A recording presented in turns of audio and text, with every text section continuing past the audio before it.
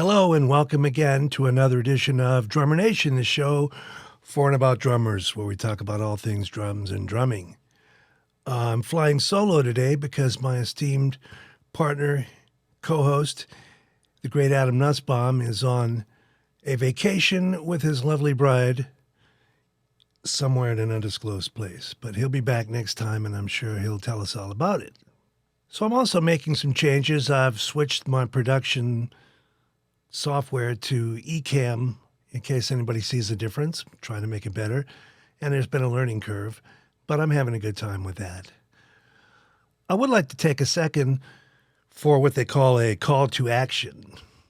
I've insisted that this show and all my shows be free for 9 years now, and I want to continue to keep them free.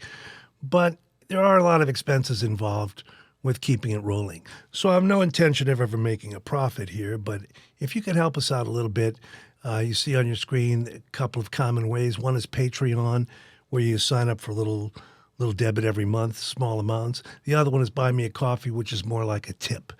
In any event, if you'd be so kind as to send a few shekels our way, we can cover the expenses of this thing and continue to make it free. Continuing onward, this is a little different show today in that it's actually John DeChristopher's show.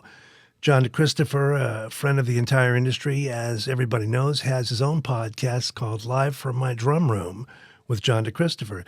And he thought it'd be a cool idea to get a bunch of us drum podcasters on and chew it up a bit and see what we can help each other with and how we can all work together and share our stories. And he was very kind and generous to do that, and I was honored to be a part of that. So the other thing he said is everybody use their parts. The show went almost 2 hours, but he's been generous enough to let me cut my own sections out and put them together as a narrative. So you're only seeing my clips here. I encourage you to watch the rest of the show, and you'll see everybody's contributions. And we had a great time, and John is really a good pal to allow that because it's really his content. He owns the material, but he's allowing me to section it up and pass it along to you guys. So check out not only his podcast, but all the other cats on the show. They've all got something to say, and if you're watching this, you'd probably like watching them too. All right, here we go. All right, everybody. Welcome to a special episode of Live from My Drum Room. These are the Avengers of drum podcasting. In fact, before we get started, some breaking news just happened this morning. I think everybody heard the news about Josh Freese last week, no longer with the Foo Fighters, which was a huge shock to everybody. And I think we've all been waiting to see who the new drummer is. And I just literally found out a minute ago, and you're hearing it first on Live from My Drum Room, breaking news. The new drummer for the Foo Fighters is our own Michael Vosbine. Turns out, yeah, he's oh man, I love it. Michael has joined the Foo Fighters, and you can see right here, he's reading the chart for one of their big hit songs. I think this is at a rehearsal. I guess yesterday this was taken at a Foo Fighters rehearsal. And I think Dave Grohl took this picture. So, great audition photo. A few gray hairs ago. Congratulations, Michael. Thank you. All it's right. an honor. I taught him everything he knows. I can't wait to hear all those songs with the 18-inch bass. Yeah, exactly. And with some serious swinging, some serious spang-a-langing going on with them too. But no, all kidding aside, I'm so glad to have you here. And I wanted to just have a discussion about what you guys, what got you interested in doing a podcast, your background. Yeah. Well, let's hear from the new Foo Fighters drummer, Michael Vosbine. I know he wants to talk all about that, but what I want to talk to you about, Michael, is you also being a fine player. I've heard you play many times, and your sort of journey from playing, I think teaching as well, to working in the industry and doing what you're doing now. So, well, first of all, thank you for having me here. I hope I'm making good use of the mute button because I'm getting over a cold, and I don't mean to cough over anybody else. You're a pro, buddy. I have not heard a sound. Oh, good. No. Well, the journey I had was as a musician all my life and a teacher, and then I got involved with a cymbal company for about 10 or 11 years. And what we had, we have artists, of course, who would come into town, and we kind of made a science out of picking them up at their hotel, getting some lunch in them, getting them up to the shop, getting some cymbals. Anyway, getting them back in time for sound check. But in the car were all these fantastic conversations with these kids. And I started thinking, man, I wish I had these on tape. And so when I saw, and then late 2000, I don't know, 8, 9, 10, somewhere in there, you could see video was where it was going. YouTube was starting to happen. The iPhone was starting to happen. So I started thinking more about video. And I did so because it was cheaper than buying magazine ads every month, though I had to do that too. But then when I sold the company, I realized I didn't sell my friends. You know, I still knew hundreds of drummers and industry personnel, and I wanted to keep in touch with them because they're my friends. And also talking to these great drummers, man, keeps you on your game a little bit. Right on. And then I realized, I don't know if you know, sorry, I'm spacing. Don Bennett, Bennett, sure, who said, put 2 or more drummers in a room, and before you know it, fun breaks out. Right. That's right. Well, that's Don. Yeah, exactly. Yeah. So then I kind of got the tech bug into this, you know, and I started Drummer Nation like 9 years ago, just for fun, just for kicks. And because I was writing for a classic drummer magazine too. And he said, well, what do you want to write about? And I said, well, there's a lot of people in the industry that have been around for a long time and they're not going to be around forever. Let's interview those guys. So I did. He said, great, we'll call it Pioneers of Percussion. And I was able to interview Remo Belli and Roy Burns and Johnny Craviotto and a whole bunch of them who sadly later passed away. Yeah. And I started to realize there's some value in having these, you know, and that the big shout out goes to the people who watch us because they're paying in the only commodity that you can't get back is with their time. Yeah. Right.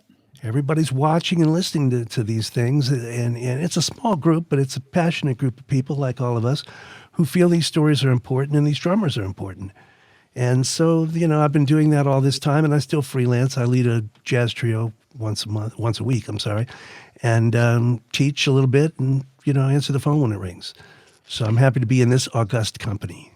Yeah, so I remember meeting, you know, us hanging at the NAMM show, like you say, 2009 or 10 or like, you know, more than 10 or 15 years ago when you were walking around with a camera and you were doing these little 15-minute little interviews at the show. And then when did you get the idea to do the podcast, to do Drummer Nation? And that you've had that sort of brand name for some time, right? You've called it Drummer Nation. Well, no, when I sold the company in 2015, 2016, I started this, and I just thought, well, I'm going to do something more broad than trying to sell ride cymbals to jazz musicians. And it turns out this is all a very unique, tiny niche. You know what I mean? Yeah. I thought these cymbal companies and drum companies were enormous. They're not. They're all pretty small companies. And it's a small group of people, but we're all passionate, and we all take this very seriously in spite of the fact that we have a great time. But I had that notion, Drummer Nation, that's going to be inclusive. That's what I wanted it to be. So that's why I named it that. And nobody had the name. Yeah, that's a great name. Yeah. Yes. Thank you. Yeah. People should be able to watch this later, long after we're all gone. And anyway, it's just, I think I'm getting it. What all of us, I think, feel about just having some part in creating or preserving a bit of history for drummers. And hats off to all you guys. During COVID, I started a Monday night Zoom meeting for super pros because they were all in a bad way. You know, nobody knew when they were coming out of it or what was going to happen. Yeah. And through that, I mean, I had a great time, and we didn't record any of it. And everybody could say whatever they wanted, and it was pretty therapeutic for all of us, I think. But I got to know very well Adam Nussbaum during that. And he has since agreed, and for over a year now, he's been my co-host on Drummer Nation. So he's a lot of fun. And I know we've all been there where you're like kind of tired of listening to your own voice. And you want somebody else to throw down who's got some interesting, fun things to say. And he's a world-class drummer and a great guy. So I want to give a shout out to him as well. Yeah, thank you for doing that. And a very funny man, too. Just hilarious. But perfect foil for me on the show. It's a much better show because of him. Yeah, I have a pizza story too. We were at the Chicago Drum Show, and at like Sunday night, we're all hanging at the hotel, And it was Jason Sutter and Daniel Glass and me and Stanton Moore. Maybe Kurt Pescara was there, and we had Jason had some new brushes he was showing us. So we had all gone out to pizza, and we brought a pizza box down to the lobby of this hotel, and we're passing around the brushes. Everybody playing brushes on the pizza box, and cleaning out their wine cabinet till like 5 a.m. People would come in and look at us like, "What the hell?" So a pizza box and a pair of brushes. Yeah, been a lot of recording sessions that way too. Oh, No yeah. better place in Chicago to have some pizza too. I mean, I see a lot of cool drum gear in the background. What is your most prized piece of drum gear or most prized piece of drum memorabilia? Michael, how about you? Well, I had a cymbal company, so I ended up with about 50 cymbals that I had something personally to do with. So that feels really good.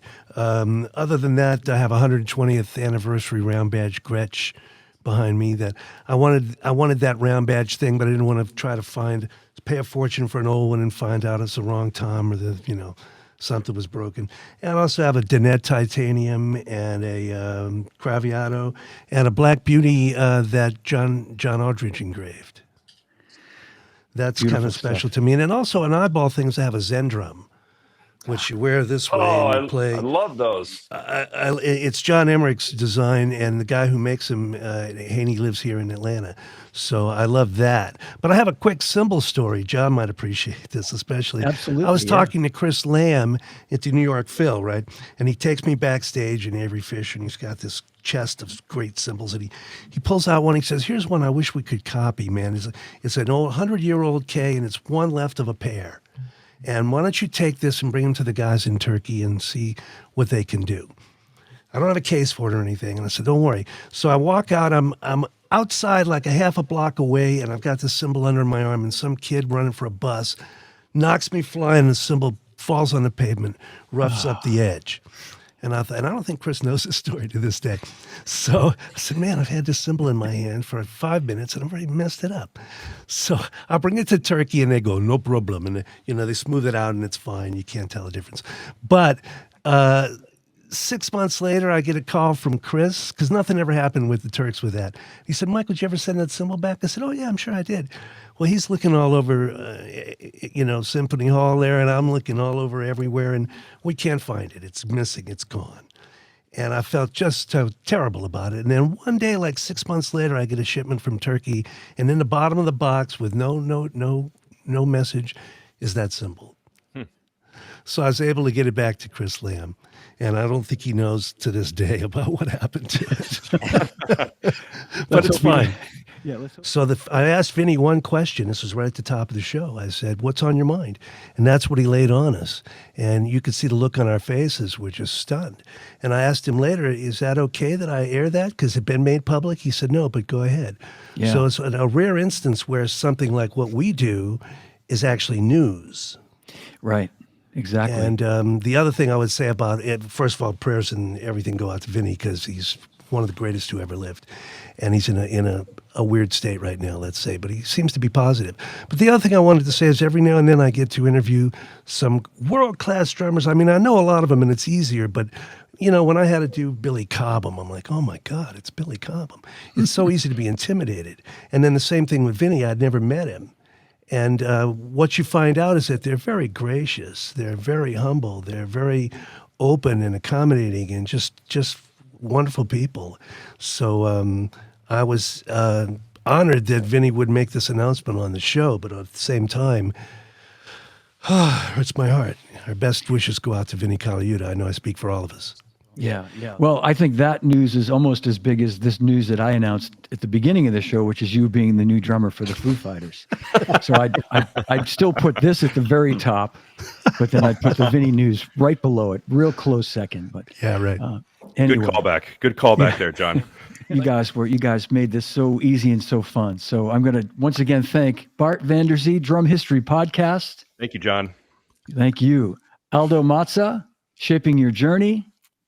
Thank The very handsome Mike Dawson, Drum Candy, Matty Roberts, Percussion Discussion, John Adams, Drummers Eating Pizza, and we saw Michael Vosbine from Drummer Nation, and Malcolm Moore from Creativity is the Cure. So thank you guys all so much for being here today. Thanks, everybody. We'll see you again real soon.